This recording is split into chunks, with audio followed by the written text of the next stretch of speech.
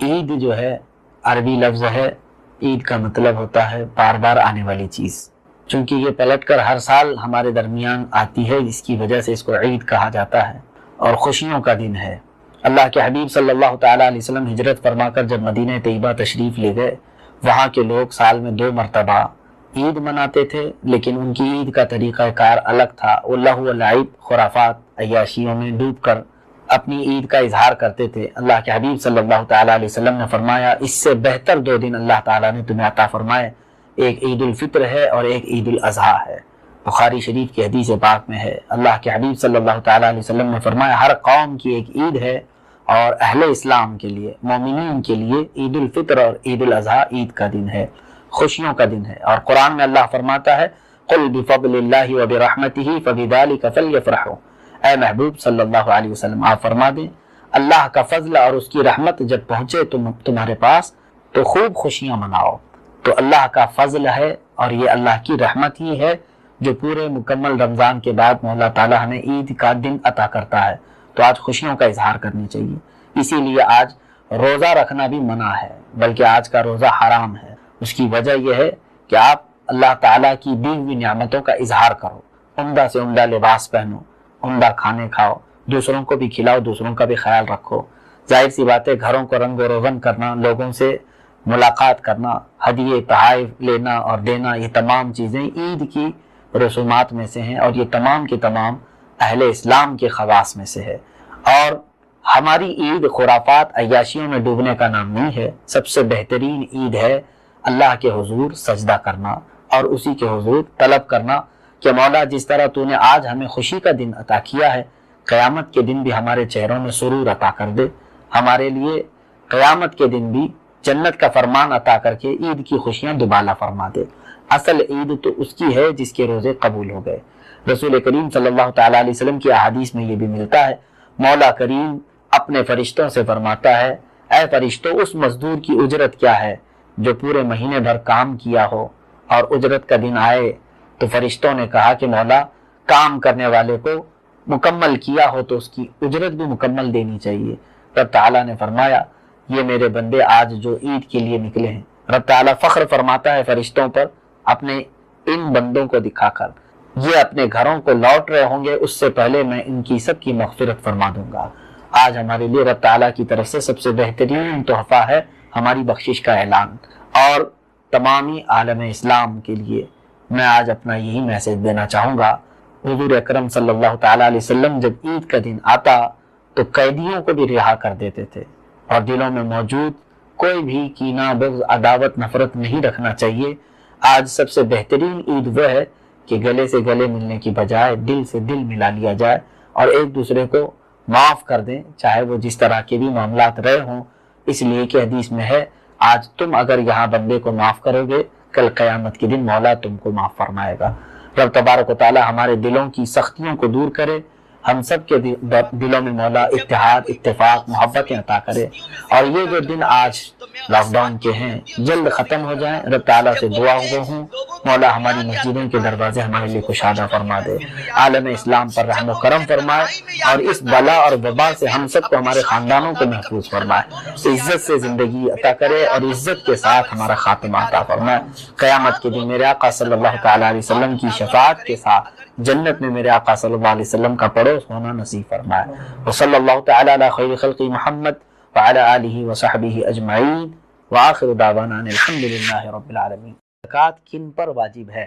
ظاہر سی بات ہے، یہ سب سے پہلے معلومات ہونے ضروری ہیں۔ سوال یہ ہے کہ میرے پاس کل 250 گرام سونا ہے، اس میں سے کچھ سونے پہ لون لیا تو وہ بینک میں ہے، باقی سونا میرے پاس ہے، تو کتنے سونے پر زکوٰۃ نکالنا ہے؟ پورے 250 پر یا صرف اس پر جو میرے پاس باقی بچا ہوا ہے؟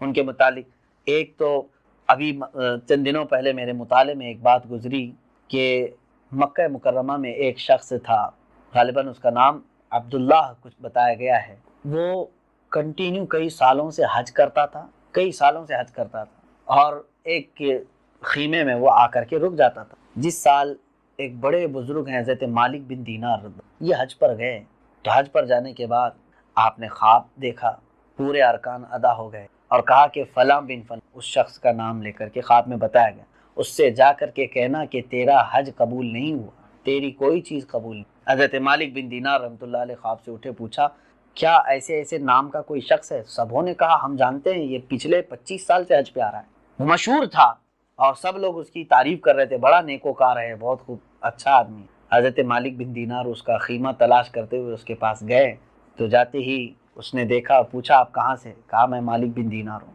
عزت کر کے بٹھایا اور اس نے کہا کیا آپ نے خواب دیکھا ہے؟ کچھ کوئی خواب دیکھا ہے آپ نے؟ حضرت مالک بن دینار نے کہا تجھے کیسے خبر؟ کہا ہاں یقیناً آپ نے کوئی خواب دیکھا ہوگا جس میں یہ کہا گیا ہوگا کہ میرا حج قبول۔ تو حضرت مالک بن دینار نے کہا تجھے اتنی باتیں بھی معلوم ہیں؟ تو اس شخص نے رونا شروع کہا اے اللہ کے ولی، پچھلے 25 سال سے میرے ساتھ یہی ہو رہا ہے، ہر سال میں حج پہ آتا ہوں، اللہ کے اولیاء میں سے کوئی بھی حج پر ہوتا ہے وہ خواب دیکھتے ہیں اور آ کر مجھے خبر دے دیتے ہیں کہ تیرا حج قبول۔ کہا کیوں، وجہ کیا ہے؟ کہا بات یہ تھی، میری جوانی کا دور تھا، پیسوں کی ریل پیل میرے پاس تھی، بہت مال تھا اور دوستوں کے ساتھ میں بہت عیاشیاں کرتا تھا۔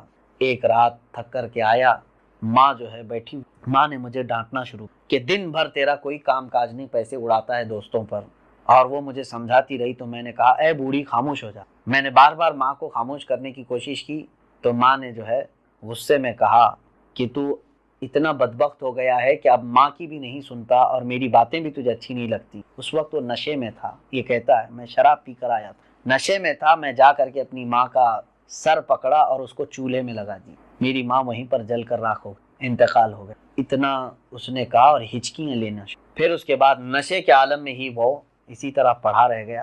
وہ کہتا ہے صبح جب میں بیدار ہوا تو میری بیوی بھی چھوڑ کر جا چکی تھی، سارے لوگ، کہ جو بندہ اپنی ماں کو جلا سکتا ہے پھر وہ کس کے ساتھ بھلائی کر سکتا، سب چھوڑ کر کے مجھے جا چکے۔ اس کے بعد پھر مجھے احساس ہوا کہ میں کتنا بڑا گناہ، سارا مال میں خرچہ کر چکا ہوں، سب خیرات کر دیا، گھر بھی چھوڑ دیا، اور اتنی نیکیاں کرتا ہوں، پوری رات نماز پڑھتا ہوں اور ہر سال حج کرتا ہوں، اس کے باوجود ہر سال مجھے یہی کہا جاتا ہے کہ تیرا حج قبول۔ وہ رونے لگا۔ حضرت مالک بن دینار رحمۃ اللہ تعالی علیہ نے فرمایا کہ پھر تجھ جیسے آدمی کے ساتھ تو یہی ہونا ہے کہ جس نے اپنی ماں کو جلا دی، اس کے ساتھ کیا ہو سکتا ہے؟ حضرت مالک بن دینار رحمۃ اللہ تعالی علیہ یہ کہہ کر کے نکلے۔ دوسرے دن آپ نے خواب میں دیکھا کہ یقیناً اب اگر اس کی کوئی بخشش ہو سکتی ہے تو اس کی ماں کی سفارش پر ہی ہو سکتا۔ ماں تو جل گئی آگ میں، لیکن مولا تبارک و تعالیٰ اس کی بخشش کا ایک راستہ نکالے گا، کیونکہ یہ بندہ اتنی توبہ کر رہا ہے، اتنا رو رہا ہے کہ قیامت کے دن اس کو جہنم کی آگ کے سامنے کرے گا، ماں بے قرار ہو جائے، بے چین ہو جائے اور کہے گی کہ مولا میرا بیٹا اگرچہ نافرمان تھا، کیا میرے سامنے اسے جلایا جائے گا؟ اگر وہ میرے ساتھ جو سلوک کیا اس کی بنیاد پر اسے جلایا جا رہا ہے تو میں اسے معاف کرتی ہوں۔ ماں وقت اسے معاف کرے گی تو اللہ تبارک و تعالیٰ بھی اسے آگ سے بچائے گا۔ عزیزان گرامی، کہنے کا مطلب یہ ہے تم لاکھوں نیکیاں کر لو، اگر تمہارے والدین تم سے خفا ہیں قیامت کے دن پھر تمہیں بدبختوں میں اٹھایا جائے گا، اور کہیں ایسا نہ ہو کہ فیصلہ جہنم کا آ جائے۔ اللہ رب العزت ہم سب کو والدین کی سرپرستیاں عطا فرمائے اور انہیں لمبی عمریں ہم سب کے سروں پر قائم رکھے اور درازی عطا فرمائے۔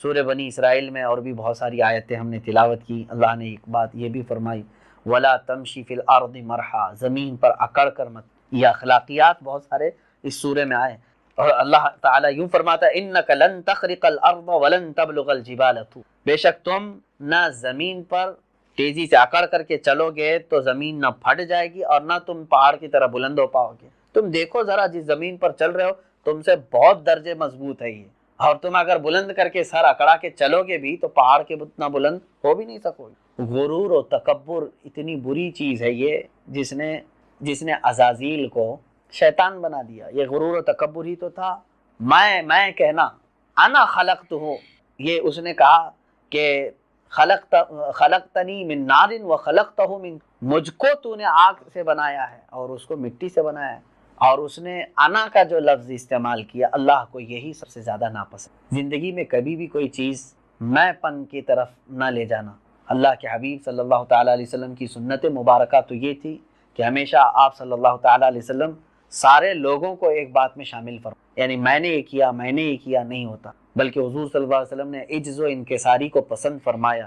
اور جو بندہ غرور و تکبر کر رہا ہے یہ کیسے سمجھ میں آئے گا؟ ہر کوئی یہی کہے گا میں گھمنڈی نہیں ہوں، میں تکبر نہیں کرتا۔ امام غزالی رحمۃ اللہ علیہ نے ایک اس کی علامت یہ بھی بتائی ہے، بہت ساری علامت ہے، اپنے اندر غرور و تکبر کو تلاش کرنا ہے تو ایک میں آپ کو تھرمامیٹر دے رہا ہوں، آپ خود بھی تلاش کرتے. آپ فرماتے ہیں دیکھو اگر تم کسی مسلمان کو دیکھو تو جلدی سلام کرتے ہو، پہل کرتے ہو، تو اس کا مطلب ہے کہ تم غرور و تکبر سے پاک ہو. اور اگر تم انتظار کرتے ہو کہ وہ آئے مجھے سلام کر، میں کیوں سلام کروں، وہ گزر رہا ہے مجھے سلام کر، غرور ہے تمہارا، تکبر ہے جس کا تم انتظار کر رہے ہو. حتیٰ کہ رسول کریم صلی اللہ علیہ وسلم بچوں کو سلام فرما، چھوٹی عمر کے بچوں کو بھی حضور سلام فرما. تو تکبر اور غرور ایک ایسی چیز ہے جو انسان کو ختم کر دیتی. اور اللہ نے فرمایا تکبر میری چادر ہے، اور جو دنیا میں تکبر کرتا ہے گویا کہ وہ میری چادر میں مجھ سے جھگڑا کر رہا ہے. ہم تو صرف ایک ہی اکبر مانتے ہیں، وہ کون ہے؟ اللہ اکبر. اور قیامت کے دن تکبر کرنے والوں کو بلایا جائے گا. این المتکبرون، کہاں ہے وہ غرور کرنے والے، میں پن میں رہتے تھے، ان کو بلایا جائے گا. وہ سب ایک طرف ہوں گے، ان کو اللہ تعالیٰ چونٹیوں کی طرح بنائے گا، چونٹیوں کی شکل کی طرح اتنا بنائے گا. اور پورے اہل محشر کو کہا جائے گا کہ اپنے پیروں سے روندتے ہوئے ان کو جاؤ، تاکہ ان کو ان کی حیثیت معلوم ہو. عزیزان گرامی، میرے آقا صلی اللہ علیہ وسلم کے خطبۃ الوداع میں، حجۃ الوداع کے خطبے میں آپ نے سنا حضور نے یہی تو فرمایا کلکم من بنی آدم، کلکم من آدم و آدم من تراب، تم سب کے سب آدم سے بنائے گئے اور آدم کو مٹی سے بنائے گئے. ہماری حیثیت ایک مشت خاک ہے، یہ مٹی ہے جہاں سے ہم پیدا ہوئے اور وہیں پر جانے والے ہیں. تو بہت زیادہ غرور و تکبر جو ہے انسان کو خاک میں ملاتا ہے. اور ایک بات یاد رکھنا، اکثر ٹھوکر وہی کھاتا ہے جو اکڑتا ہے. اور ایک یہ بھی چیز ہے، حکماء نے فرمایا ہے کہ اگر تمہارے اندر ایمان ہو، علم ہو اور محبت رسول ہو تو تمہارے اندر غرور و تکبر نہیں آئے گا. کیونکہ جس درخت کی ٹہنی میں پھل ہوتے ہیں وہ جھکی رہتی، اور جس میں پھل نہیں ہوتے وہ تنی رہتی. اور پھر اکڑنا مردوں کا کام، کہ اب ان کے اندر کوئی بینڈنگ نہیں، وہ بالکل اکڑ کر کے ہے. یعنی اکڑ کا مطلب بے جان ہے، اب اس کے اندر کوئی فولڈنگ نہیں. اور زندہ آدمی ہمیشہ فلیکسیبل ہونا چاہیے کہ اس کے اندر عاجزی و انکساری بھی آئے.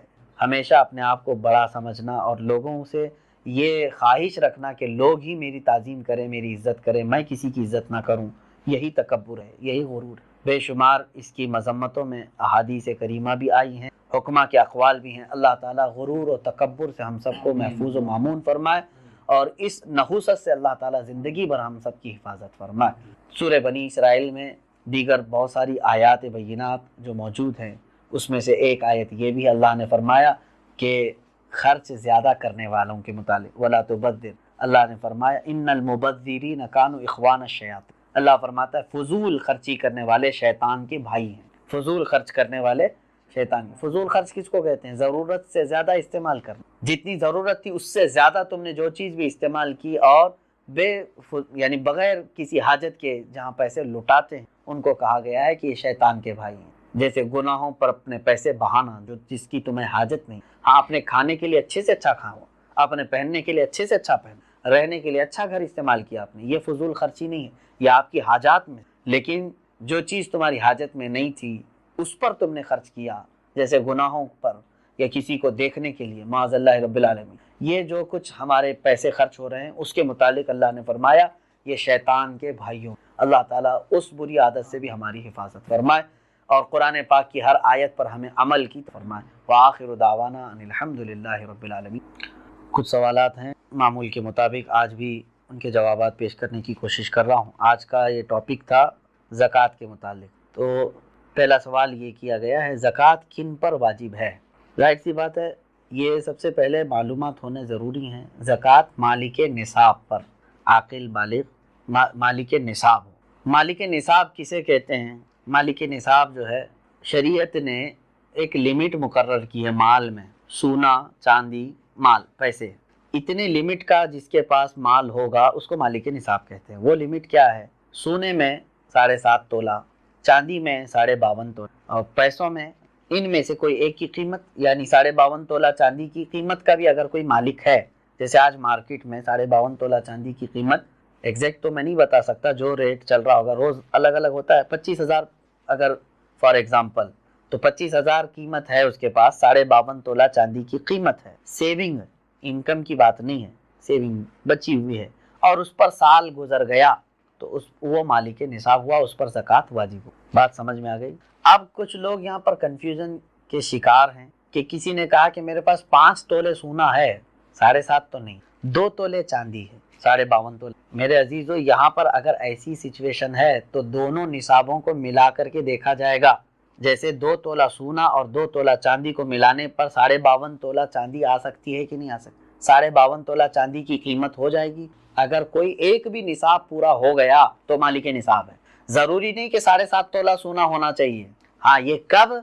जब उसके पास पैसा भी नहीं, चांदी भी नहीं, खाली सोना है, तो देखा जाएगा जब तक 7.5 तोला नहीं होता तब तक वो मालिक निसाब नहीं है। ये शरीयत की छूट है। ओनली सिर्फ सोना है, गोल्ड है, बाकी उसके साथ दूसरा निसाब का कुछ भी नहीं है, यानी माल भी नहीं, पैसा भी नहीं है और चांदी भी नहीं है। तो कब तक मालिक निसाब नहीं होगा ये? जब तक 7.5 तोला ना हो।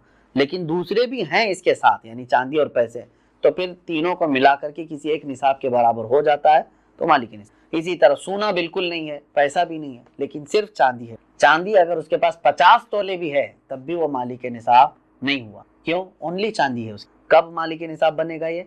52.5 तोला चांदी। इस चीज को समझ रहे हैं ना? बहुत सारे लोग इसमें कंफ्यूज हैं कि हमारे पास 10 तोला चांदी भी है, 5 तोला सोना भी है, दोनों भी निसाब को नहीं पहुंचे, यानी 7.5 तोला ये नहीं है और 52.5 तोला ये नहीं। ऐसा नहीं है।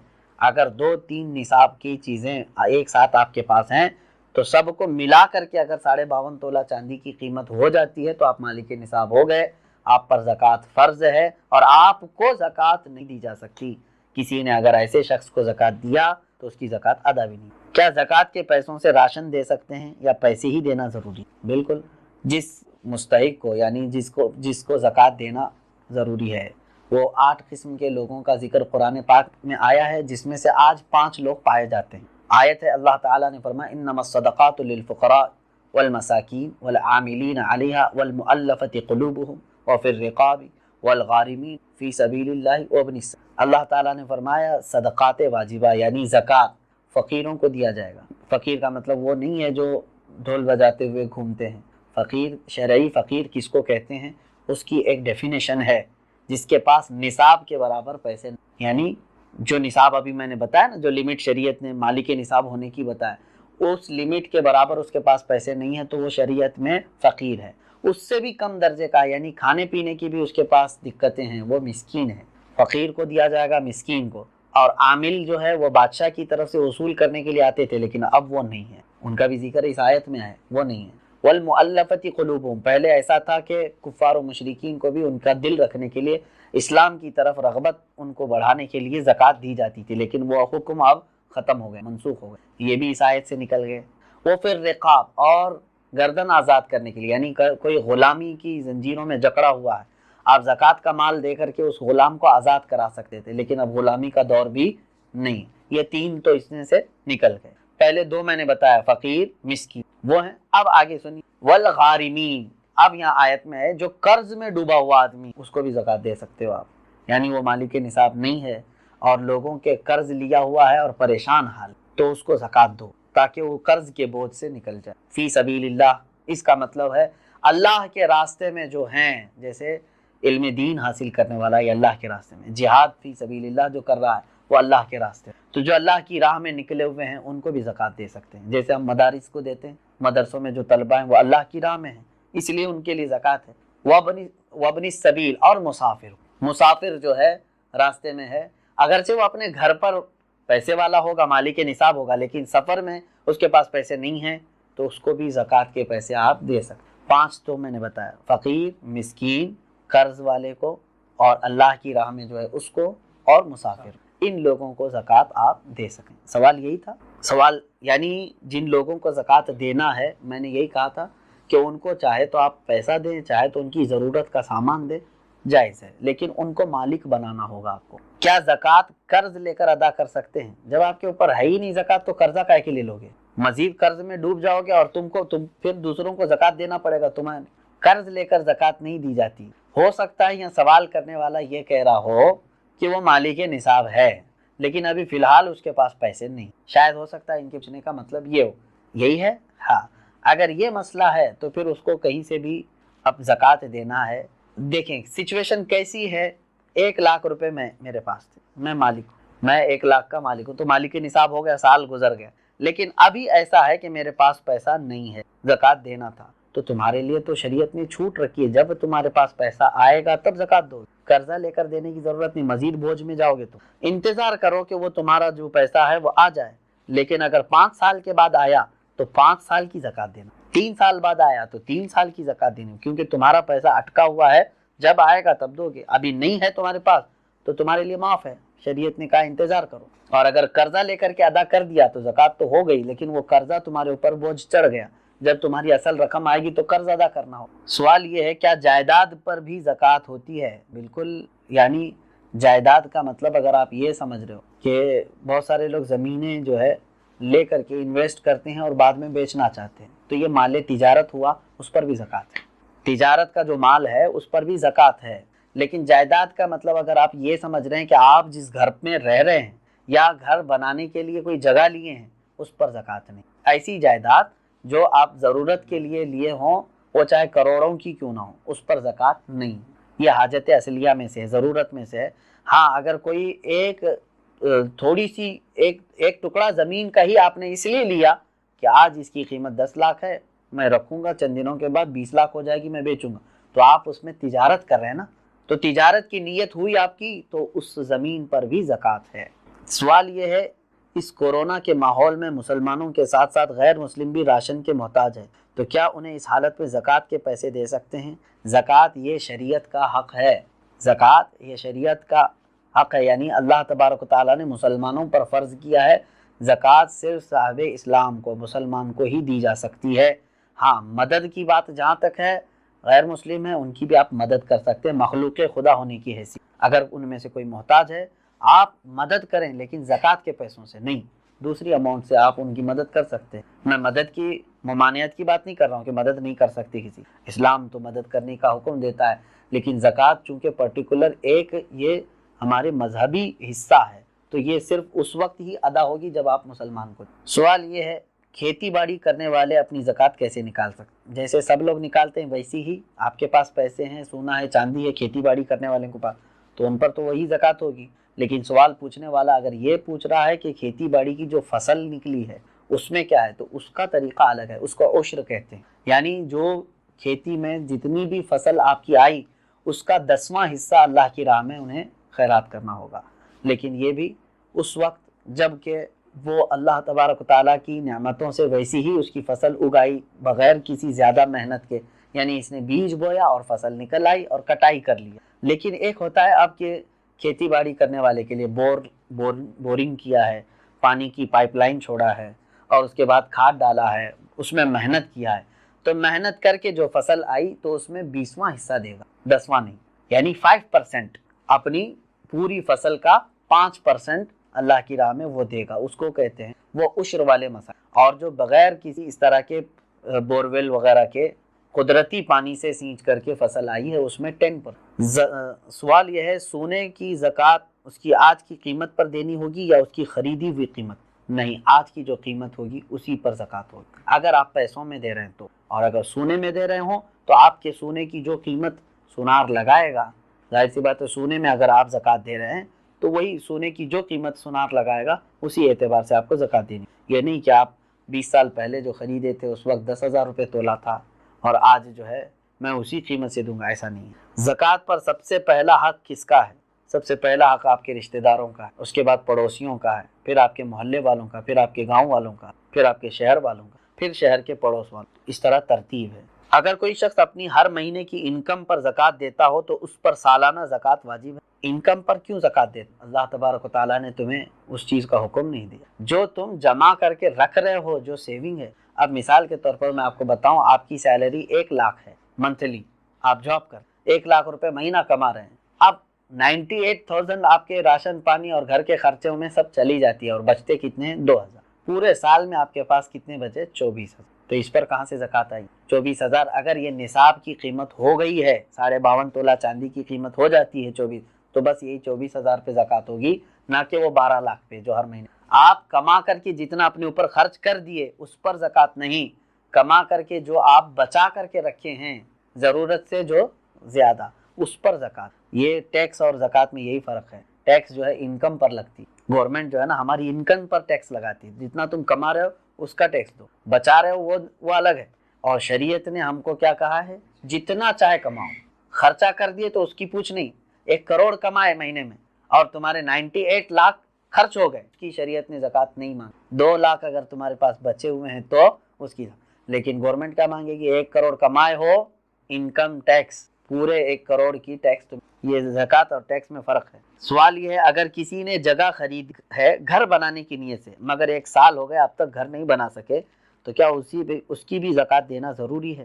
آپ کی نیت دیکھی جائے گی. آپ جو جگہ خرید رہے تھے تو گھر بنانے کی نیت سے نا، تو ابھی چاہے 10 سال بعد بھی بنائے، آپ نے نیت کیا ہے گھر بنانے کی، تو جب تک آپ گھر نہیں بنائیں گے کوئی اس پر زکوٰۃ نہیں ہے، اس جائیداد پر زکوٰۃ نہیں دینی. آپ اپنے گھر بنانے کے لیے وہ زمین لیے. سوال یہ ہے کہ میرے پاس کل 250 گرام سونا ہے، اس میں سے کچھ سونے پہ لون لیا تو وہ بینک میں ہے، باقی سونا میرے پاس ہے، تو کتنے سونے پر زکوٰۃ نکالنا ہے؟ پورے 250 پر یا صرف اس پر جو میرے پاس باقی بچا ہوا ہے؟ اب دیکھیے، مثال کے طور پر میں آپ کو بتا رہا ہوں، 250 گرام سونے کے جو مالک ہیں انہوں نے 50 گرام سونا بینک میں رکھ دیا اور اس پر پیسے لے لیا ہے. بینک پیسے دیے ہیں نا اس کو، اور 200 گرام ان کے پاس ہے. اب زکوٰۃ جو ہے آپ کے 200 جو آپ کے پاس ہے اسی پر ہے، کیونکہ وہ گروی ہے اور آپ کے پاس پیسہ ہے، اس 50 گرام کا پیسہ ہے. اگر وہ پیسہ پورا صحیح سلامت آپ کے پاس ہے، 50 گرام کا جتنا بھی ملا، وہ 200 گرام سونے میں ملا کے زکوٰۃ دیں گے. بات تو ایک ہی ہو گئی. 50 گرام سونے پر جو بینک نے آپ کو پیسے دیے ہیں، اگر وہ پورے خرچہ کر دیا آپ کے پاس نہیں ہے تو اس کی زکوٰۃ نہیں، لیکن وہ بھی رکھے ہوئے ہیں آپ کے پاس، اور 200 گرام گھر کا سونا بھی ہے، تو اماؤنٹ اور 200 گرام دونوں سونا ملا کر کے سب کی ملا کے زکوٰۃ دینی. بات سمجھ میں آ گئی؟ ہاں. اب آپ نے پورے خرچہ کر دیے اور تو بینک میں جو 50 گرام سونا ہے اس زکوٰۃ نہیں، جب تک کہ آپ اس کو چھڑا کر کے نہیں لاتے، کیونکہ ابھی آپ فی الحال اس کے مالک نہیں ہیں، کیونکہ اس کے بدلے میں آپ نے پیسے لے لیے. سوال یہ ہے، میرے پاس 2 لاکھ روپے تھے، وہ میں نے قرض حسنہ دیا ہے، کیا مجھے 2 لاکھ روپیوں پر زکوٰۃ دینا ہے جبکہ وہ میرے پاس ابھی واپس نہیں آئے؟ کیونکہ آپ کو دینا ہے، آپ مالک ہیں اس کے، قرضہ کسی اور کو دیا ہے آپ نے، آپ زکوٰۃ آج دے دو، ہو سکتا ہے وہ قرضدار جلدی واپس لوٹا بھی دے گا، نہیں تو اس میں خرابی، اس کی نیت خراب ہونے کے بھی اندیشے ہیں. اب یہ ہے کہ آپ کی ہے کہ نہیں وہ رقم آپ کی ہے نا، آج اس کے پاس ہے، ابھی وہ دے نہیں رہا ہے. چلو وہی والا مسئلہ جو پہلے میں نے 5 سال کے بعد بھی اگر اس نے لوٹایا تو پورے 5 سال کی زکوٰۃ دینی. ابھی تو آپ کے لیے ٹھیک ہے، گنجائش، اگر آپ ابھی نہیں دینا چاہ رہے ہیں اس اماؤنٹ کی زکوٰۃ، ٹھیک ہے، آپ کے پاس نہیں ہے وہ 2 لاکھ، لیکن 5 سال کے بعد جب وہ 2 لاکھ واپس آپ کے پاس آ گئے تو